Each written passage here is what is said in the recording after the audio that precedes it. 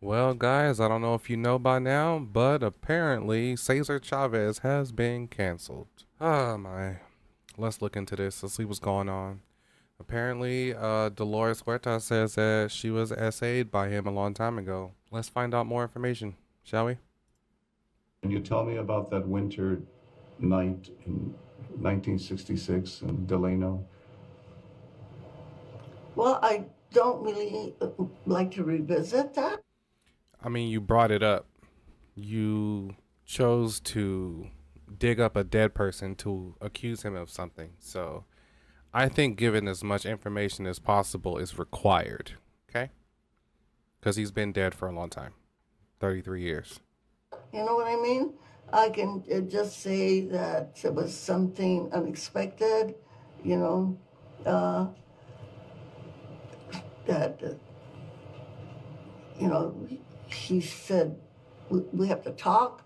I thought we were going to a meeting or something, and no, it wasn't. He had other intentions, so.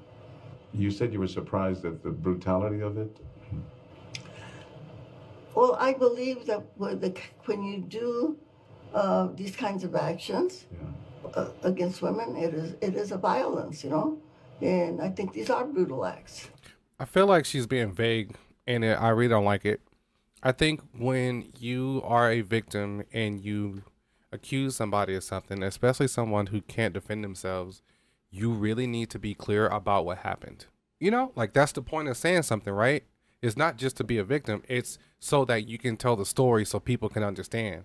Just being the victim isn't the whole thing. It's what happened so we can understand it just like you do. You know, It had happened before in a hotel room. What do you remember about that? again, I don't really like to revisit that. Well, then why you bring it up? Why are you bringing it up if you don't want to revisit it? You know you're going to have to go and tell every... Bro, Cesar Chavez is all over the place. This man is well known for how much he put people on. So you can't just say this and then say you don't want to revisit it. You have to now. You have to. You just have to. I prefer not to have to go through that again. You Then why can't you just shut the fuck up then? know, but again, it was uninvited, unexpected. You know, It pains me to have to ask you this, but did Cesar Chavez rape you? what one could, how shall I put it? You can name it what you. Did he or did he not? You're saying something. You're accusing a man of something. So did he or did he not? Because a whole legacy is out on the line right now. A whole legacy. Did he or did he not? Name it, whatever, But I think when you are forced into a situation of unwanted sex or whatever, that I think you could consider. Beating around the bush, bro. It doesn't make me feel confident, and it sucks because there's so many victims out here, and it's very serious. But when you accuse somebody of something who can't speak up for themselves, you need to be very clear. It either was or wasn't. To be like, well, I mean, I guess when you're in this situation and when you're a female, I guess one can no, nigga, it's yes or no. Right. And you didn't tell anyone. Why No. not? Why not? I've spent my entire life organizing for farm workers. Okay, I didn't want to do anything, and I knew. So you chose farm worker rights over your own rights and safety. Apparently, right? Apparently, she has 11 kids, but also she has two more kids by Cesar Chavez. So she has 13 kids, allegedly, two of whom are by Cesar Chavez, four which are by Richard Chavez, his brother. And she sent the two kids to live with friends of the family or some extended cousins. So how did it happen twice? If you got essayed one time and you just didn't call the cops, fine, right? You just ate it. You just ate that, right? How are you still around to get essayed twice? And then you had both kids.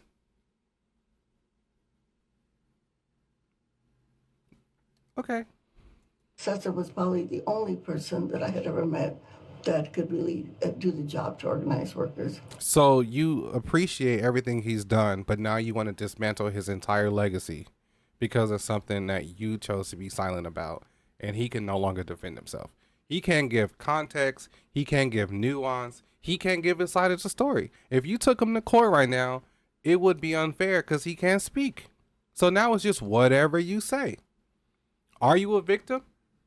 Most definitely, probably. But we'll never really know because you took forever to say something and he cannot defend himself. I had worked with and for another organization before, the UFW, the actual Agricultural Workers Organizing Committee, okay? And then, we had organized workers, and then it didn't make it. And that's what I left. I left the AWOC to start the UFW. So you did not want to hurt the movement? No, I mean, this is, there was so much, I mean. Cesar died in what, 93, something like that? And then Richard died in what, 2011? You didn't say nothing then either. You waited till both of these men were dead. I knew in my heart that the only way that farm workers would ever get any kind of relief or what they were going through was to have a union. Can you tell me about that winter? I want to be a little bit more empathetic to the situation, but I just hate when people say things about people that can't defend themselves, and I think that that's problematic. Especially for like Latinos, you literally got one hero, bro. One American hero, bro. He fought for farm workers throughout California. Union rights, health benefits, all of this stuff. Pensions. And you're like, nah, I'm going to need you up out of here, bro. I need your statues up out of here, bro. I need your monuments. I need your murals. I need your schools out of here. But why? Why? I think it's important for people of an identity to have someone to look up to. And Cesar Chavez was the only one. He was the only guy. If someone said, did you know MLK did X, Y, and Z? You can get the fuck out of my face because I don't give a fuck and I don't want to hear it. Do you know what this man did? Do you know what he did for us? Do you know what he did for the movement? If you don't get your ass out of my face and you canceled your one dude, what? Let's move on. Statement today, Dolores Huerta alleged that Chavez assaulted her in a vehicle. She said she stayed silent then and for decades after because, quote, I believe that exposing the truth would hurt the farm worker movement I have spent my entire life fighting for. I have kept this secret long enough. She says she was impregnated by Chavez and that those children were then raised by other families. The two other women who spoke to... How is that fair for those children? That's not fair. That's not fair at all. The Times were daughters of longtime organizers for the union. Both said Chavez's abuse went on for several years, starting at the ages of 12 and 13. Both suffered depression, panic attacks, and one attempted to end her life multiple times. At least a dozen other women told the Times that they had also been harassed by Chavez over many years. The reactions to all of this has been swift. A number of cities and organizations are now canceling upcoming celebrations or events that are tied to Cesar Chavez Day. And so for more on the impact of this stunning... And let's just be clear. These are allegations. And now this man is absolutely canceled. Just so we're clear. Story, I am joined by historian Miriam Powell. These are allegations that will never actually have anybody refute them because the person who can is dead. She is author of The Crusades of Cesar Chavez, a biography. Miriam, thank you so much for talking with us. As someone who has written extensively about this man, what is your reaction to these allegations? I mean, the Times did indicate that there had been whispers about this going on. Had you heard about any of this? I mean, what do you make of this reporting? Oh, and the reporting is obviously quite stunning in its level of detail, very shocking and disturbing. There were the issue of Chavez's adultery was well known. I wrote about that. Others have written about that as well. There was a well-known incident when his wife left him after intercepting a love letter from an 18-year-old. So 18 is Sound like a lot of nothing. It sound like a lot of nothing going on. not underage, but Okay, certainly. so he does whatever he wants to do. Okay, just you're not really telling me shit. Let's listen to Cesar Chavez himself. What did he stand on? The illegals, I find very interesting. Would you say that it's, at this particular moment, as important as any of the other problems facing the union? Oh, yes. In the last 3 weeks, the last 2 weeks, it has become an emergency for us. Well, there's an awful lot of illegals coming in. By the hundred, by the thousands, our people are not only in some of the crews where there's now strike breaking, some of those crews are 100% illegals. Now, this is a point that I really feel has a lot to do with it.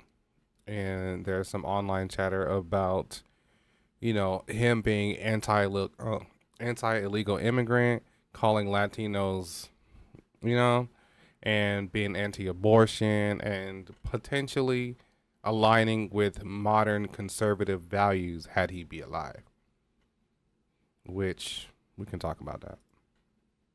Outright, openly, with no attempt to disguise it. And so it's so bad now that we estimate 60 to 70% of the farm workers in California, the resident worker, the citizen, is out of a job because of the wetbacks. They're coming. Now, let's just be clear.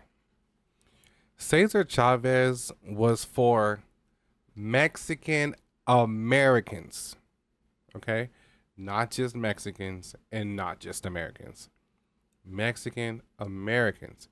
He wanted Mexican Americans to be able to work in the farms, on the fields, and make a good living, right? But he didn't want them to be undermined by people coming over that would do their job for less, because that would ruin the point. It would just defy the point. Because if I'm making $10 an hour, I'm in the fields, I make $10 an hour, and I want my rights, right? I want to be able to retire doing this. I want health benefits, so on and so forth. I got a family, bro. I'm making $10. We go on strike because y'all not listening to me. You get people come over here, they doing it for $2. They coming over here in droves doing it for $2. Look, that's great for them. But it's bad for me because I'm trying to establish a system to where we can work here and make money and live and take care of our families. But if people are willing to come out of nowhere and undercut what you're doing, modern day, we would call them scabs. If you were striking and someone went and did your job, you would call him a scab. So what he's talking about are scabs. Why are you mad? That's just reality. Somebody got to make a system. Somebody got to make the system work for the people. And that's what it sounded like he was doing. You might not like his language, but it's also 1960s, 1970s. You think people were politically correct? Your modern lens is modern. I've been hearing people say that until what? 2012? That term barely died. So what y'all mad at? By the thousands, just unbelievable. See, they're coming in with the consent of the Immigration Service, which is part of the Department of Justice. How else could they come? We, for instance, know that if you go to Coachella, you go to around the El Paso area, the secondary immigration checkpoints have been unmanned now for. So where there were checkpoints, there was nobody there. So people can just cross the border freely and then work your farms that you're trying to create a whole coalition about. That's not okay. Oh, at least 3-4 weeks. They're closed. They're at night. They're dark. There aren't any patrolmen there. It's a gimmick. We think that it's a prelude at the beginning to a big drive on the part of the administration and the Mexican government to bring the Bracero program again. It's a vicious attack on the local worker, and it's just one of those things that it is. And if you think because he's Latino that he's blanketly trying to help all Latinos, you're not thinking.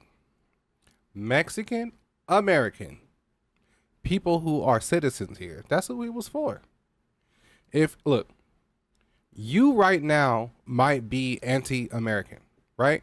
You might be so pro immigration that you just want to open the border and let everybody in here. Where they gonna stay? Where they gonna work? What's gonna happen? I think we need people to see what happens when their desires hit a threshold. You think we have a homeless problem now? What happens when you have so many illegal people come over here and there's no place to go? There's no place to live.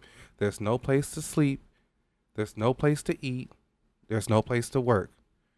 And you're like, yo, I'm trying to get a raise. I'm trying to get a promotion. They're like, nah, I'll do your job. I'll do your job for cheaper. I don't need no benefits, no nothing. You might be upset. Business things that can get away with it, and our job is to inform the whole country what's happening together with the boycott and solve it that way. And so the workers themselves, even though a lot of them are Mexican descendancy themselves, are very uptight, very worried and very mad about the illegals coming to break their strikes, and it takes away their jobs, their livelihood, and so forth. Because they're scabs. Would you be mad if you protested a strike against your job and then scabs just went and took your job? You'd be mad. You'll be mad. Okay? You'll be pissed off. And that's what it is. It's not about race. It's not about that. It's about we have a system and you're breaking it. Does that put you in an uncomfortable position to be against the illegal immigrants because they are from Mexico? In other words, part of your program has been an appeal to equal treatment of people of Mexican origin. Oh yeah, sure, but we're speaking of the legal ones. You know, we don't want Mexico to. You said the illegal ones. Let me clarify. I'm not against immigration.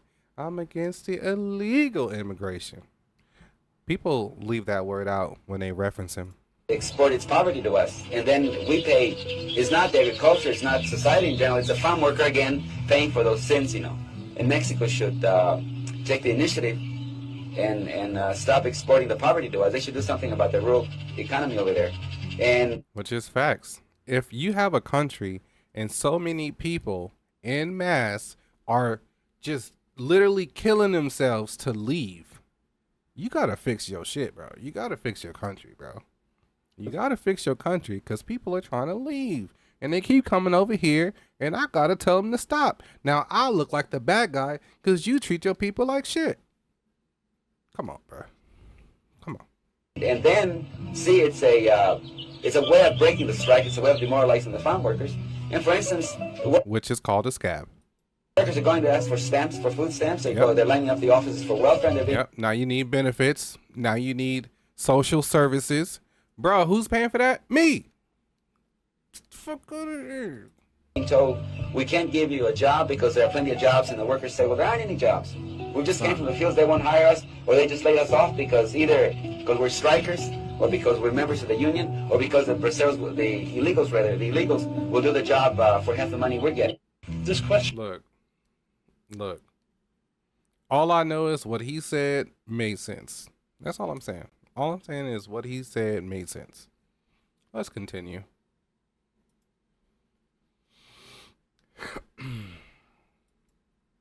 Agriculture is different. It's always been different. This is why agriculture and farm workers were never organized before. As long as we have a poor country bordering California, it's going to be very difficult to win strikes, as strikes are won normally by other unions. With an employer, as is the case right now in one of the strikes we have with the Butte Gas and Oil Company, where we've closed them down, then have been unable to get strike breakers, or we've gotten very few. And then all of a sudden, yesterday morning, they brought in 220 wetbacks. These are the illegals from Mexico. Now, there's no way to defend it against that kind of strike breaking, and so therefore the only way to win strikes is by then taking our fight to the citizens, to the people in the city especially, and have them help us boycott those products that we're striking, and we need that. And that. So it says, hey, we want the American citizens to work these things. And since the people that own these things are using cheap to free labor, we want y'all to just stop fucking with them because they're not playing the game properly. They're not being fair. They don't believe in paying a fair wage.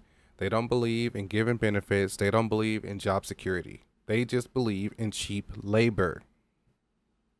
Makes sense to me. That's the only way we've been able to get contracts. And I venture to say that without that, we couldn't possibly organize unions. Facts.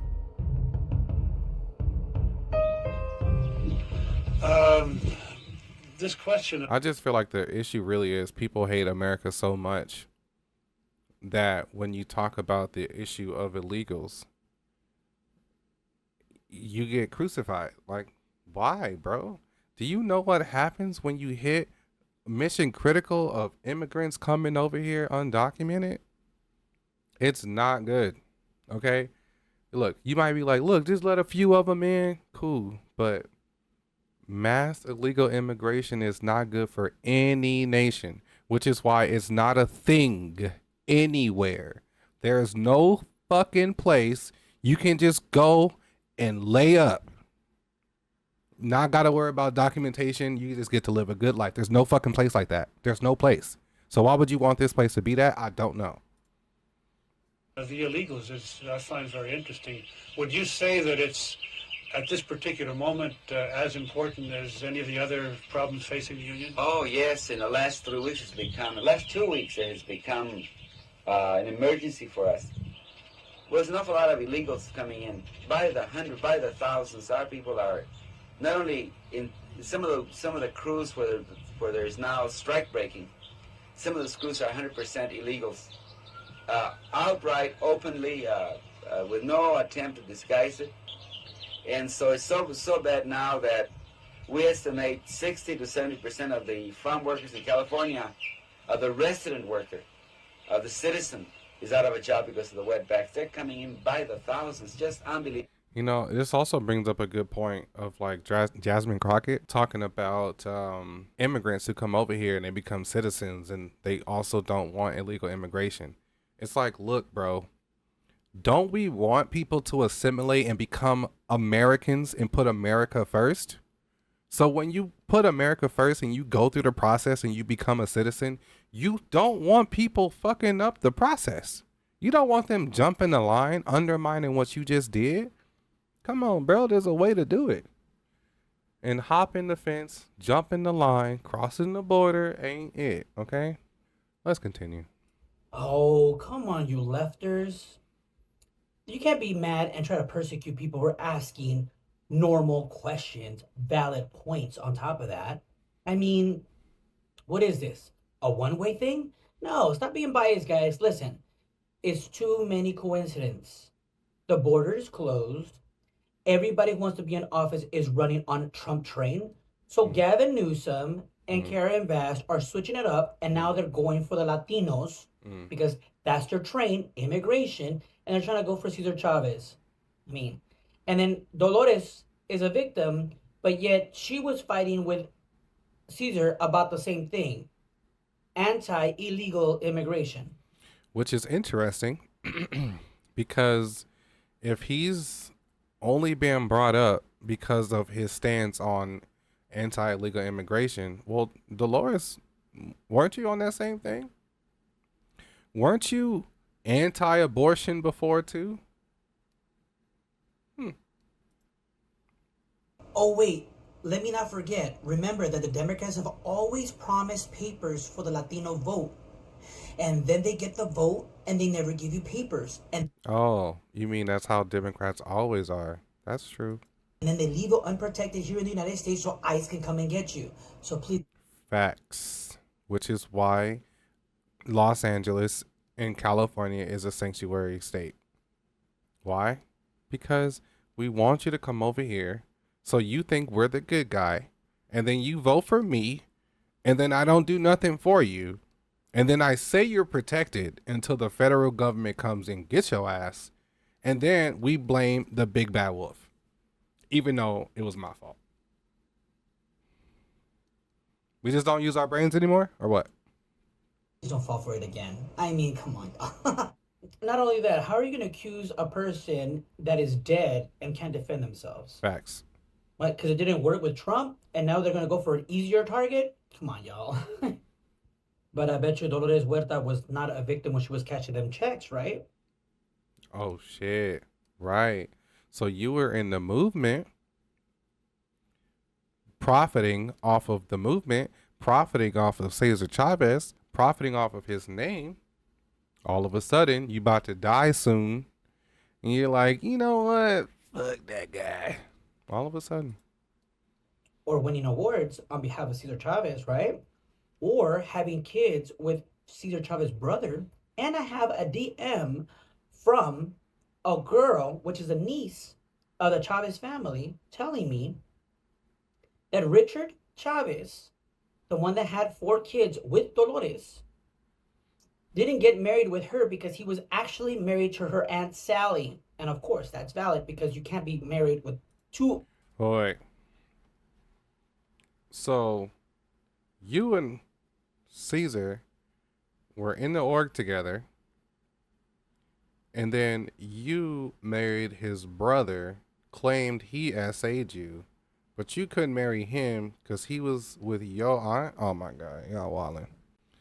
Y'all wildin', bro. Active marriages in California. I mean, come on. Or in the United States.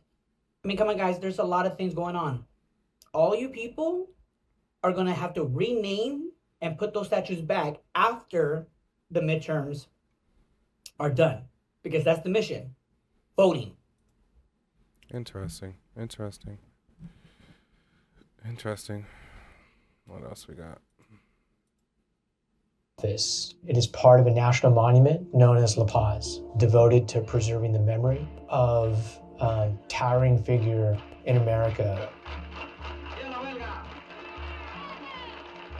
But this is also where he sexually abused 2 women when they were young girls.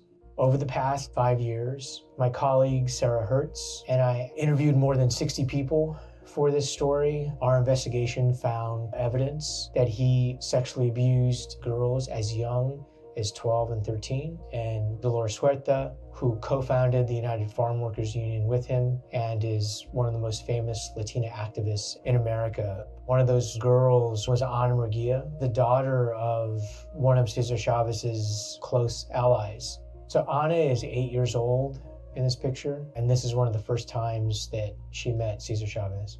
This photo is evidence of how close her family was to him and how much access he had to her. Ana tells us that he started molesting her inside of his office when she was 13. That abuse went on for a period of several years.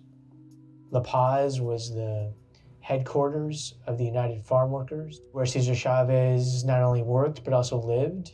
People involved in the movement would move their families and live in some of the different buildings. The Murguia family was one of the first to move into La Paz. You know what this reminds me of too? Is why are the parents of these kids never held accountable? I mean, like, if I had kids, I would not let them stay around an adult unsupervised. I don't get it. I really don't get it. I really don't get it at all. It was very remote and secluded. And in this community, Cesar Chavez was an authority figure and used that to his advantage. In much the same way as Ana, Deborah Rojas grew up in the movement and would help organize with her parents. Deborah Rojas tells us that when she was the age of 12, he had her come into his office and molested her. And when she was 15, Cesar Chavez arranged to have Deborah stay at a motel with him. And at that motel, he had sex with her. During this period, she would write many letters expressing her feelings for him. I told Deborah that we had found this letter in the archives, and I asked her to read it. You know, Cesar, I get so lonely. Oh, wow. Who is this kid? I remember. Who's this kid? Where are your parents? Where are your parents at? Why are you writing love letters to grown ass men? It's just weird. Like, it's just super weird. I don't know what the fuck going on with y'all. I don't like it. Oh God, here we go with the Cesar Chavez situation. Guys, the guy has been dead for decades. Decades. And you're gonna tell me that now, just now, you're gonna come with these allegations? Like, where were these allegations when he was alive? Like, what's the point now? I think that's really what the biggest problem is why now? You've already built a lifelong legacy. You've already helped so many people, so many Latinos, farm workers, so on and so forth. Bro died fasting for the movement. What? Pretty much the only thing we know is you could dismantle a legacy with an allegation. Boom. Done. Boom. You can convince a group of people to cancel their only hero. And was he a hero to everybody? No, he was a hero to very specific people. And if you're not included in that very specific people, it don't really matter what you think. So if you were a Mexican non-US citizen, it don't matter what you think because he wasn't talking to you. He wasn't doing anything for you. So Dolores, I have questions, right? It's like, how can you be a part of a movement and be a victim, yet continue to be around your abuser? I just really want to know. Also, how can you become a victim of the same person twice, right? Like, so it happened. Then you just kept on working. And then it happened again. Like, come on, bro. Feel me? Yeah. Essay me once, shame on you. Essay me twice. What am I doing with myself? Also, do you know that Cesar's brother Richard looks pretty much just like Cesar? Which means you got essayed by a guy twice, had 2 kids, and then turned around and married somebody that looks just like him. That's weird. That's suspicious. Apparently, one of the kids, this is alleged, one of the kids is Cesar's, which means there are 3 by Cesar and 3 by Richard. Which begs the question, did you cheat on Richard with Cesar? Also, weren't you just having a relationship with Cesar then at this point? Also, did Richard know anything about this? Or did you keep it away from him too? But the biggest question is just why now? This feels like it's politically charged.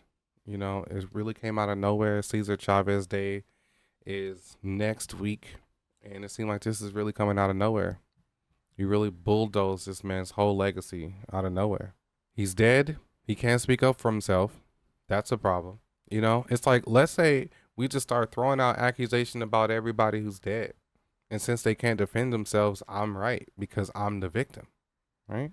At some point, you either got to accept that you have to say something or not.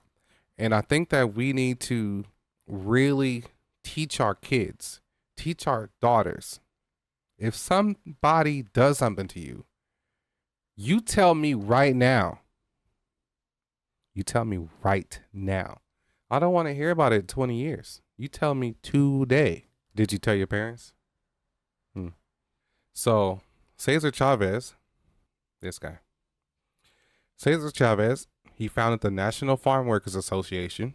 He led the Delano grape strike, pioneered nonviolent tactics, inspired by Gandhi and MLK. He secured landmark legislation. He transformed the farm labor, raised wages, introduced medical coverage, pensions, safety standards, all of that. That's him. He boosted the Latino Chicano empowerment. He expanded the civil rights and labor movements, very important. He inspired broader change with his slogan like "Si se puede," which Obama used. And he got national recognition. You know what's interesting about this? And the most interesting thing is Democrats really convinced Latinos to cancel their one hero. The one guy, the one dude who put in all this work. Because the thing is, I don't think it's really about if he did something bad or not. We can just assume he did. Let's just assume he did. But let's also assume everybody else did something bad too. But you know who's not going to cancel their people? White people. They're not going to cancel their people. They're going to get you to cancel your people. Christopher Columbus. He colonized America, enslaved people, forced labor, slaughtered people, caused mass casualties to indigenous people. Did they cancel him? No, he still got his day. What about Andrew Jackson? He owned slaves. He signed the Indian Removal Act. He forced Native American tribes off ancestral land. Trail of Tears. Hello? That guy? Never canceled. Robert E. Lee. Jefferson Davis. They led and supported the Confederacy during the Civil War because they wanted to keep slaves. They wanted to keep slaves. Not canceled. Not canceled. George Washington. Not canceled. He owned over 300 plus slaves. Not canceled. What? Thomas Jefferson. Bro owned over 600 plus slaves, including his illegitimate half-black kids from Sally Hemings, who he enslaved, essayed. No, we can't even say essay. It was the hard R, okay? The real one. Not canceled. Thomas Jefferson and George Washington are still on Mount Rushmore. They're still all over the place. They still on your dollar bill, and you'll never cancel them. But somehow they convinced you to cancel your one guy. Do you know how much impact he's done? I think sometimes when it comes to historical events, we have to accept that people really did great things and they're flawed people. That's a flawed man, but he wasn't supposed to be perfect. And that's what you need to understand. He was not supposed to be perfect. There are worse people, especially in this time period, the 60s and 70s. The legal age of consent in Mexico was what? 14. Not to say that it's okay, but in his mentality, he's probably thinking, what the fuck? Like, why y'all mad at me? I don't know. But what I do know is there are way worse things out here that people have done in the very, very, very, very distant past, never getting canceled.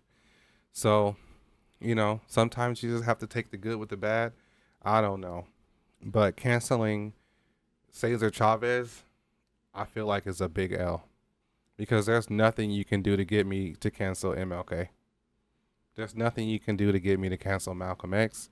No, not anybody who put on and got us to where we are today, I'm not going to cancel you. It's your thinking of you have to be a perfect being in order for me to appreciate what you did. And that's stupid. Like, you're retarded if you think a person has to be fucking perfect for you to appreciate all the hard work that they've done. Does Cesar Chavez deserve his street and his statues? Yes. You know what he did? You will never, ever in your life do anything to compare to him. Guess what's going to happen if you do? If you do, you will live your life and you'll die, and then somebody's going to cancel you. Retroactively canceled. All the shit you did canceled. It don't matter. Because if you're going to be willing to cancel somebody who has done monumental things, then you'll never reach anything. You'll never reach any good heights. You'll never make an impact. That's pretty much what you're accepting, is that you'll never make an impact because of one guy who did make an impact. You canceled in 2 days. An allegation came out. 2 days later, statues removed. What chance do you have? You don't understand how America works. They're going to get you to cancel your own people, but they'll never cancel their own people. Nope. It's okay to be pro-America, right? It's okay to say, I don't want illegal immigrants coming over here undermining what I got going on. It's okay. There's nothing wrong with that. It's called being pro-America because that's where you are.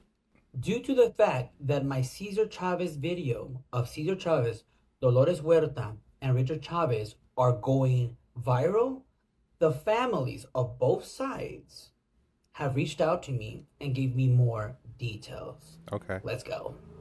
At the Benny Ben Bens, my videos are going crazy. So I was reached by the families and they told me that Dolores Huerta is making up this whole story due to the fact that she does not want to look like a racist because she was all against illegals. Remember that Cesar Chavez and Dolores Huerta were against sharing spaces, work, or the fields with illegals. Yeah. And because she doesn't want to get canceled and her money and her fame, she's coming up with allegations. Hmm. But they say, why did she wait until both brothers, Richard Chavez and Cesar Chavez, are Very, very interesting point. Why wait till they died? dead to come out with these allegations? Because now we don't know what they know. We don't know if the brother knew anything about it. We don't know. The dead can't defend themselves, right? Of course. They say that she's been an opportunist all her life. The first child that she had with Cesar Chavez, he told her, I don't want you as my woman, so I'm not going to stay with you. So she gave up the kid for adoption. If that's true, that's crazy. And then you're going to say he SA'd you? It would make sense why you stayed, right? Like, it would make sense like, oh, well, we fucked around, had a kid, but you don't want it, so I'm going to get rid of it so I can stay, and we'll just keep it as business as usual. It makes sense why you stayed, because no woman in their right mind is going to get SA'd and then stay, okay? Fuck the movement. This guy is fucking with me. You didn't care. did it the second time also.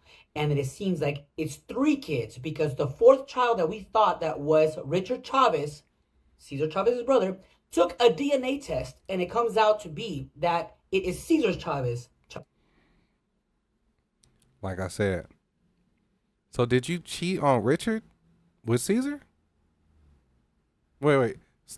Are you claiming that this guy essayed you, yet you have 3 kids by this guy? And then married his brother who looked just like him? And then had 3 more kids? I don't know, bro. So she has 3 from Cesar and 3 from Richard. Oh, what a victim. Also, Richard Chavez could have never gotten married with Dolores Huerta due to the fact that he was already married to his Sally, their Aunt Sally. That's what they told me.